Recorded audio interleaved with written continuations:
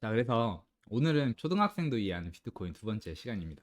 도대체 비트코인이 뭔가요? 첫 번째 시간에는 제가 이렇게 마무리를 했어요. 비트코인이 뭔지는 모르겠는데 눈에 보이지도 않는 게 1억이나 하고 전 세계 어디든 가져갈 수 있고 어디서든 사용할 수 있다. 그럼 이제 누가 이 비트코인을 좋아할까요? 가진 게 많은 부자들이 좋아하겠죠. 근데 비트코인은 전부 몇 개다? 2100만 개가 전부입니다.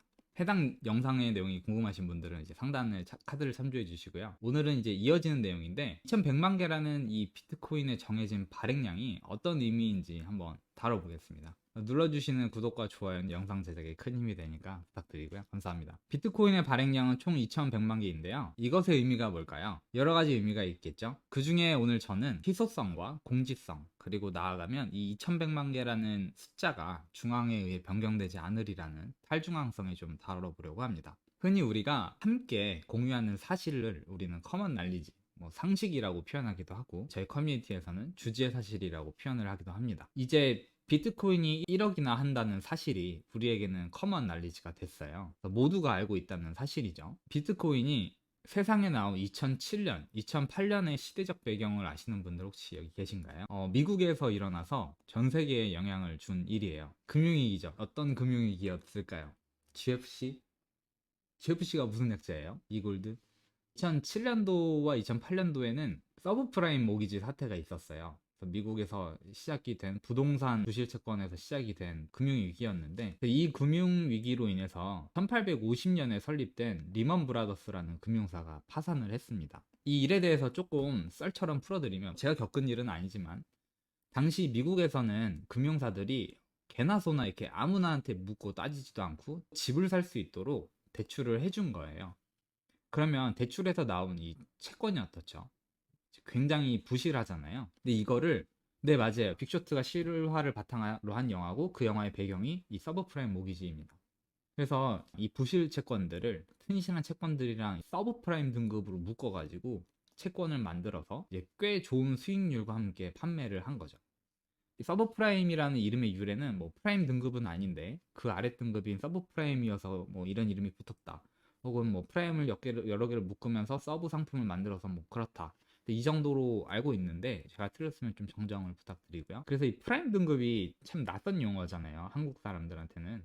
근데 미국에서는 이 소고기 등급을 매길 때 투뿔, 투뿔뿔 이렇게 매기지 않고 프라임 등급으로 이렇게 해요. 그러니까 프라임 등급이 제일 좋은 소고기고 그 다음에는 초이스 등급 이렇게 매기거든요. 아마 이런 문화적인 특성에서 프라임 등급이라는 게 유래가 된 게 아닐까 싶어요. 그래서 이게 버블일 때는 문제가 없었거든요. 왜냐하면 부동산 가격이 오르니까 다 이제 행복한 거죠. 근데 버블은 언젠가 멈추잖아요. 근데 거기서부터 부실 채권들이 이제 터지면서 같이 묶인 채권 상품들이 터지고 이제 결국에 도미노처럼 다 같이 터져버린 금융위기입니다. 안무개님이 말씀하신 것처럼 그 빅쇼트나 이런 뭐 관련 다큐나 영화도 많으니까 한번 찾아보시면 굉장히 재밌게 그때 무슨 일이 일어났구나 라고 이제 알 수. 근데 이게 비트코인하고 무슨 상관일까요? 2009년 1월 3일에 채굴된 비트코인 시스템의 첫 번째 블록을 제네시스 블록이라고 하는데요. 이 블록에 이런 문구가 새겨져 있습니다. 지금 여기 제 마우스 있는 곳 여기 보이시죠? 이게 이제 제네시스 블록에 새겨진 내용이에요. 2009년 1월 3월 영국의 재무장관, 은행을 위한 두 번째 구제금융. 앞서 제가 서브프라임이 미국에서 터졌는데 전 세계로 영향을 줬다고 했잖아요. 정말 많은, 저는 거의 모든 나라들이라고 이야기를 하고 싶어요. 모든 나라들이 직간접적인 영향을 받았고 그 중에 이제 영국도 피해가지를 못했고 그렇게 국가 정책 차원에서 금융사들을 위한 구제금융이 이제 계속해서 일어나게 됐던 거죠. 미국은 말할 것도 없고요. 그리고 사토시 나카모토는 이 같은 사실을 비트코인의 가장 첫 번째 블록에 기록을 해두게 됩니다. 재밌죠?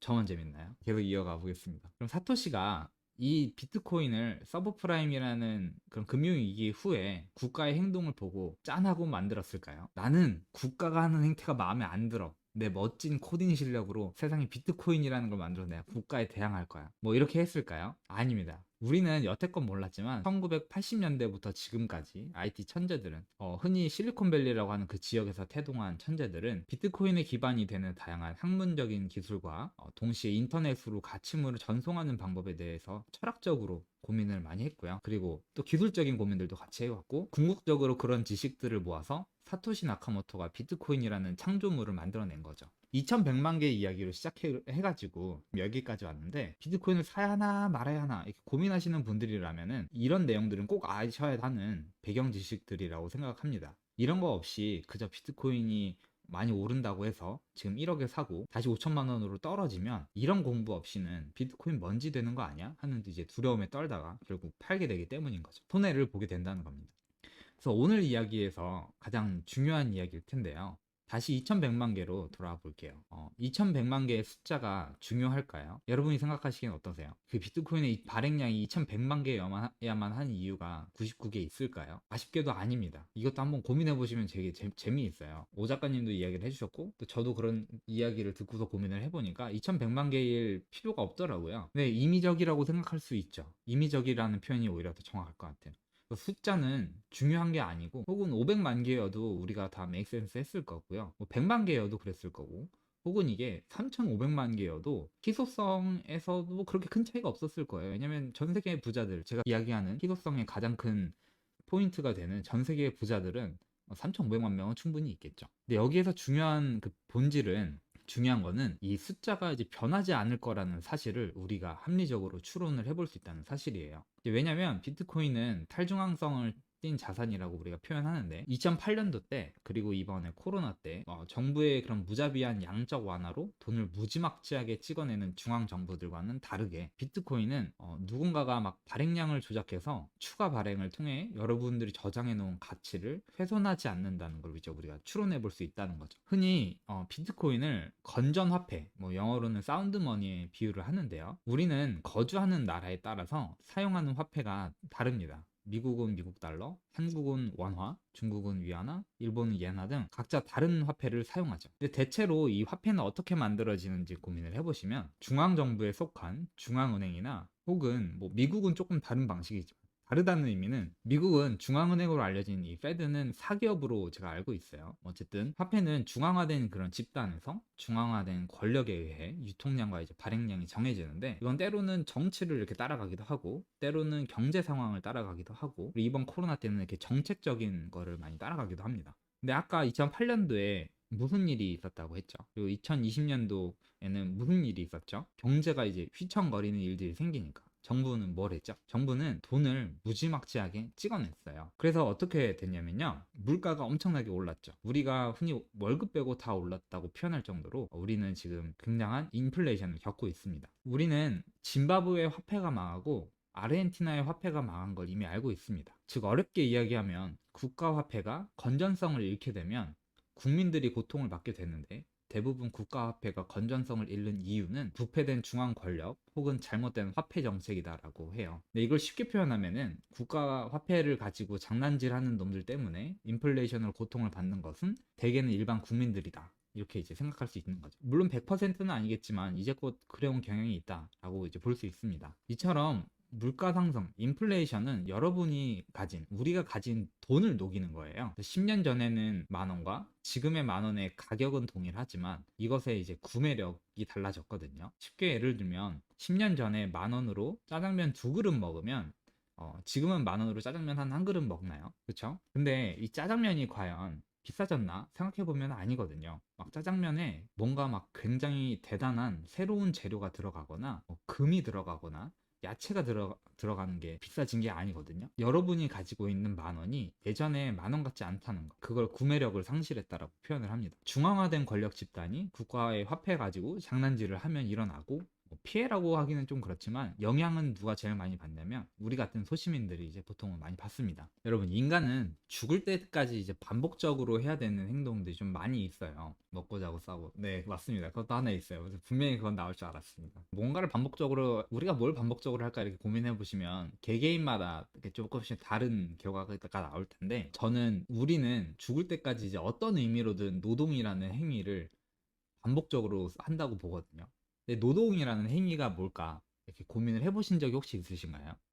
그냥 단순히 아침에 일어나서 출근하고 일하고 이제 퇴근하는 그런 게 과연 노동일까요? 근데 제가 스스로 정의하는 이렇게 노동의 의미는, 인간이 자신의 시간을 이렇게 사용을 해가지고 가치를 생산해 난 다음에 생산해낸 가치를 어딘가 이렇게 담아두는 행위까지가 노동이라고 이제 생각이 들었어요. 제가 학생이라면 열심히 공부를 하는 것 자체, 그렇게 해서 원하는 목표나 뭐 그게 학위일 수도 있고 혹은 그 비슷한 무언가를 내가 공부한 결과물을 이렇게 담아내는 게 노동일 거고, 여러분 같은 성인들이라면 뭐 학생일 때의 노동뿐만 아니라 회사에서 혹은 개인이 사업이라는 일을 하면서 어떠한 가치를 생산해내고 그렇게 생산해낸 가치를 정해진 월급, 급여라는 돈에 담아서 받잖아요.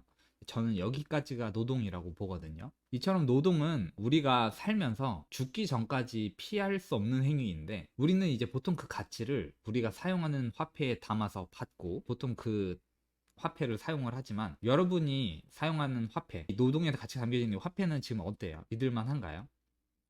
우리는 이제 시각을 조금 넓혀보자고요. 우리는 글로벌이니까. 그래서 아르헨티나 사람들과 베네수엘라 사람들, 그리고 짐바브웨 사람들도 똑같이 노동을 할 거고, 그들도 어느 순간에는 자신들이 노동한 그 가치를 자기네 화폐에다 담을 거예요. 근데 이 사람들한테 화폐는 어떨까요? 믿을만 할까요? 안타깝지만 더 처참할 거예요. 자, 그럼 이제 여러분들이 노동을 통해 생산해낸 가치물을 어디에 담아야 할까요? 이제 이야기를 조금 마무리를 지어볼 텐데요. 비트코인은 어때요?